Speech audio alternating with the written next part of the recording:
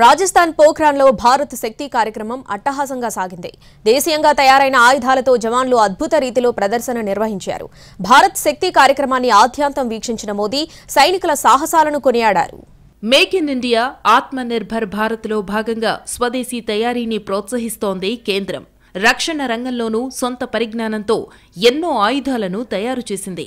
రాజస్థాన్ జైసల్మేర్కు సమీపంలోని పోఖ్రాన్లో భారత్ శక్తి కార్యక్రమంలో భాగంగా జవాన్లు ప్రదర్శన నిర్వహించారు. త్రివిధ దళాల ప్రదర్శన అత్యంత అట్టహాసంగా సాగింది. ప్రధాని నరేంద్ర మోడీ ముఖ్య అతిథిగా హాజరయ్యారు. సైనికుల సాహసాలను వీక్షించారు. దాదాపు 30 దేశాల ప్రతినిధులు కార్యక్రమాన్ని వీక్షించారు. దేశీయంగా తయారు చేసిన లోకల్ వెపన్స్ పనితీరును పరిశీలించారు. నింగి, నేల, నీరు, సైబర్ మార్గాల నుంచి ప్రత్యర్థి దేశాలు దాడి చేస్తే సమర్థంగా ఎలా తిప్పికొట్టాలో ప్రదర్శన చేశారు జవాన్లు.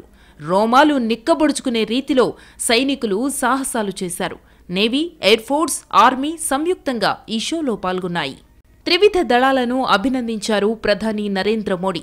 పోఖ్రాన్లో మన జవాన్లు ప్రదర్శించిన ఆయుధాలలో ఒక్కటీ ఇతర దేశాల నుంచి రాలేదని, మన దేశంలోనే అన్నీ తయారయ్యాయని మోడీ అన్నారు. దేశీయంగా తయారైన ఆయుధాలతో మన జవాన్లు సాహసాలు చేశారని కొనియాడారు మోడీ. अपनी तीनों सेनाओं को भी बधाई दूंगा. हमारी तीनों सेनाओं ने